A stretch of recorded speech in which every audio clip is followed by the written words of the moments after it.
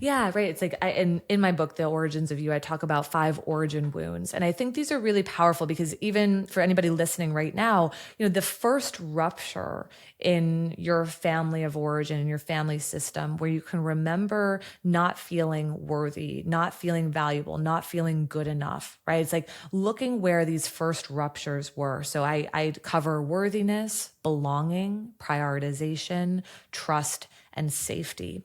And it's important, right? Because when you say like, how do we look back and see it clearly? And yes, of course, we remember things.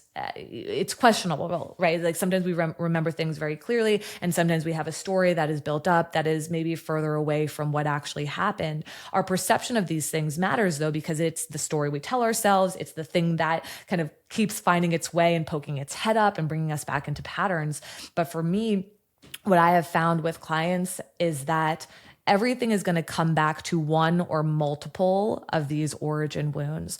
Are you participating or presenting in some way or part of a relationship where you're not feeling worthy, where you're not feeling valuable, where you don't feel like you belong, right? Where you feel othered, where you don't feel like your authenticity is allowed to come forward, where you have to trade your authenticity in order to have the relationship. So many of us do that, right? It's like, who do I think this person wants me to be? How do I need to show up? What do I need to pretend to like or not like in order for this person to want to choose me and keep me and stay with me, right? So many of us do that.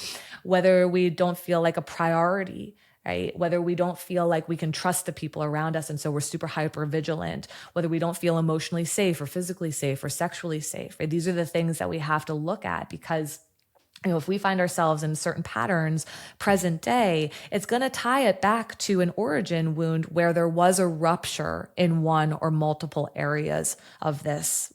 Yeah. And so I think one of the best ways for us to understand where attention is needed is to see where it is we're most reactive.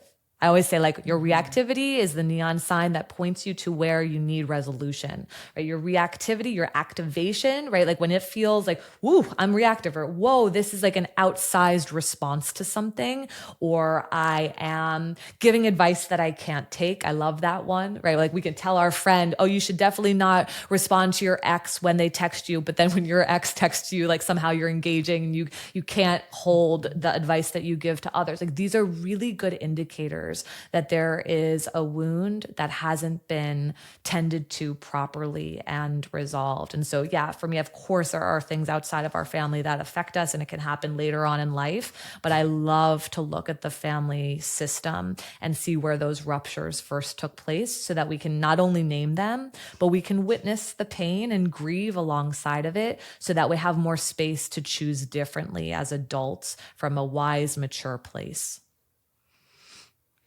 I love that. And sometimes it is a combination of both, right? Sometimes you are overreactive and sometimes the other person is the issue, right? So it could be a little bit of both. And if you're not aware of how to look at this in a holistic way, you can be very confused. You can make decisions that maybe down the line you regret. Yeah. So I think you do have to look at, that whole picture. Think about how you feel, why you reacted a certain way, understanding those wounds, and also take into consideration other people.